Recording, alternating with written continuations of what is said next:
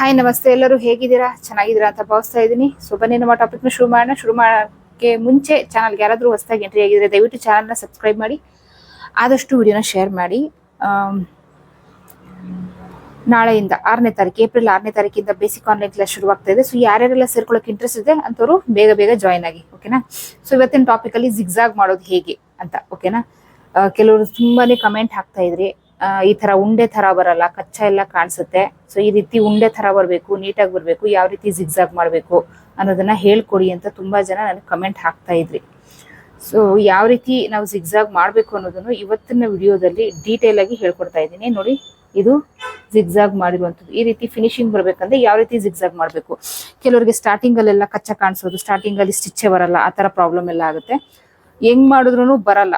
So ಇದೆಲ್ಲ ಹೊಸದಾಗಿ ಯಾರೆಲ್ಲ ಜಿಗ್ಜಾಗ್ ಮಿಷಿನ್ ಮೇಲೆ ಕೂತ್ಕೊಳ್ತಾರೆ, ಸೊ ಅಂಥವ್ರಿಗೆ ಖಂಡಿತ ಆಗುವಂತಹ ಪ್ರಾಬ್ಲಮ್ಸ್. ಸೊ ಈ ಪ್ರಾಬ್ಲಮ್ಸ್ಗೆ ಇವತ್ತು ಒಂದು ಸೈಡ್ ಸ್ಯಾರಿ ಜಿಗ್ಜಾಗ್ ಮಾಡಿ ತೋರಿಸ್ತಾ ಇದ್ದೀನಿ.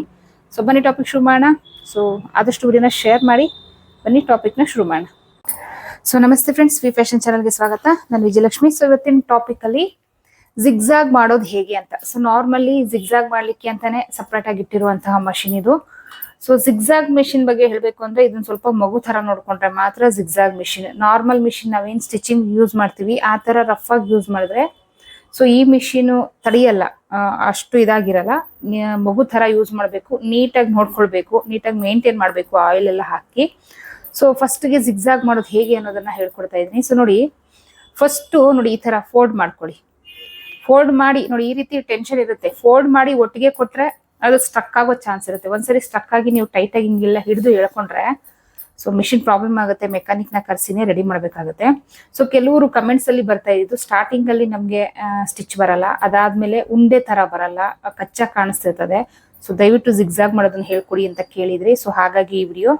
ಸೊ ಫಸ್ಟಿಗೆ ನಾನು ಏನ್ ಮಾಡ್ತೀನಿ ನೋಡಿ, ಕೆಲವ್ರು ಏನ್ ಮಾಡ್ತಾರೆ, ಈ ತರ ಶುರು ಮಾಡ್ತೀರಾ. ಸೊ ಅವಾಗ ಏನಾಗುತ್ತೆ, ಅದು ಕರೆಕ್ಟಾಗಿ ರೋಲ್ ಆಗಲ್ಲ. ಸೊ ಫಸ್ಟಿಗೆ ನೀವೇನ್ ಮಾಡ್ಬೇಕು,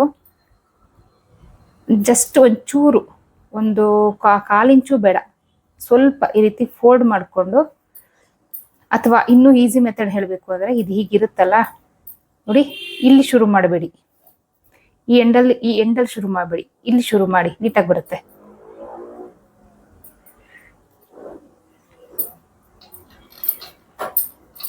ನೋಡಿ, ಸ್ಟಾರ್ಟಿಂಗ್ ಆ ರೀತಿ ಶುರು ಮಾಡಿ, ಈ ರೀತಿ ಫೋಲ್ಡಿಂಗ್ ಕೊಡಿ. ನೀವು ಕೊಡುವಾಗ ಈ ರೀತಿ ಫೋಲ್ಡ್ ಅಲ್ಲೇ ಹೋಗ್ಬೇಕು ನೋಡಿ. ಸೊ ಈ ರೀತಿ ಫೋಲ್ಡಿಂಗ್ ಅಲ್ಲಿ ಕೊಟ್ರೆ ಸೊ ಅದೇನಾಗುತ್ತೆ, ಫೋಲ್ಡ್ ಆಗಿ ಅದು ಉಂಡೆ ತರ ಬರುತ್ತೆ, ನೀಟಾಗಿ ಬರುತ್ತೆ. ಈ ರೀತಿ ಫೋಲ್ಡಿಂಗ್ ಅಲ್ಲೇ ಕೊಡ್ಬೇಕು ಯಾವಾಗ್ಲೂ ಜಿಗ್ಜಾಗ್ನ ನೋಡಿ, ಈ ರೀತಿ. ಸೊ ಇಲ್ಲಿ ನೋಡ್ಬೋದು, ಸ್ಟಾರ್ಟಿಂಗ್ ಅಲ್ಲೂ ನೀಟಾಗಿ ಬಂದಿದೆ, ಎಲ್ಲೂ ನಿಮ್ಗಿಲ್ಲ. ನಾನು ಸ್ವಲ್ಪ ಈ ಕಡೆಯಿಂದ ಕೊಟ್ಟಿದ್ದೆ, ಸ್ಟಾರ್ಟಿಂಗ್ ಇಂದ ಇದು ನೀಟಾಗಿ ಫೋಲ್ಡ್ ಆಗಿದೆ. ಸೊ ಉಂಡೆ ತರ ಬಂದಿದೆ, ನಿಮ್ಗೆ ಇಲ್ಲೆಲ್ಲೂ ಕಚ್ಚಾ ಕಾಣಿಸ್ತಾ ಇಲ್ಲ. ಸೇಮ್ ಮೆಥಡ್ ಅಲ್ಲಿ ಎಂಡ್ವರೆಗೂ ಮಾಡಿ.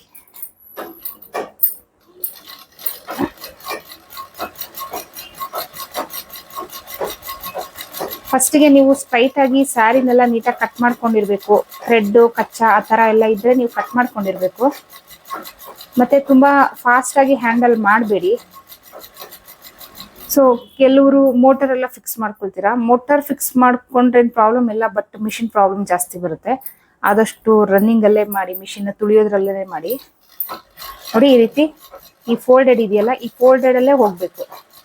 ಸೊ ಹಾಗೆ ನಮ್ಮ ಲೆಫ್ಟ್ ಹ್ಯಾಂಡ್ ಏನಿದೆ ತುಂಬಾ ಜೋರಾಗಲ್ಲ, ಸಿಂಪಲ್ ಆಗಿ ಈ ರೀತಿ ಎಳ್ಕೊತಾ ಇರ್ಬೇಕು.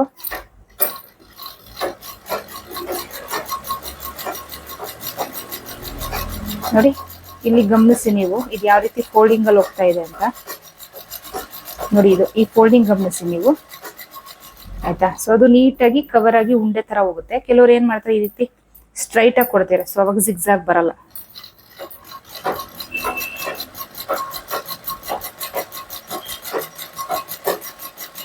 ಸೊ ಇನ್ನು ನೀಟಾಗಿ ಇಡ್ಬೇಕಂದ್ರೆ ಇದನ್ನ ಈ ರೀತಿ ಹಿಂಗ್ ಇಡ್ಕೊಂಬೇಡಿ, ಸ್ವಲ್ಪ ಇದನ್ನ ಮೇಲೆತ್ತಿ ಬಿಡಿ, ನೀಟಾಗಿ ಬರುತ್ತೆ ನೋಡಿ. ಸ್ವಲ್ಪ ಇದನ್ನ ನಾನು ಮೇಲೆ ಎತ್ಕೊಂಡ್ರೆ ಅದು ನೀಟಾಗಿ ಫೋಲ್ಡ್ ಆಗ್ತಾ ಇದೆ.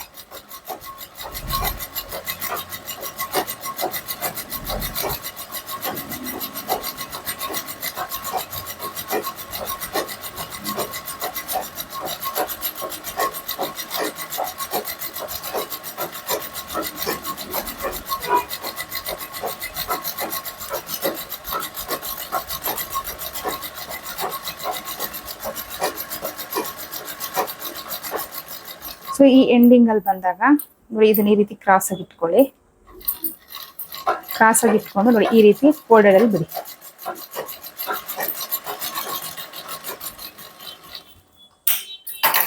ನೋಡಿ ನೀಟಾಗಿ ಬಂದಿದೆ, ನಿಮ್ಗೆ ಎಲ್ಲೂ ಕಚ್ಚ ಕಾಣಿಸ್ತಾ ಇಲ್ಲ.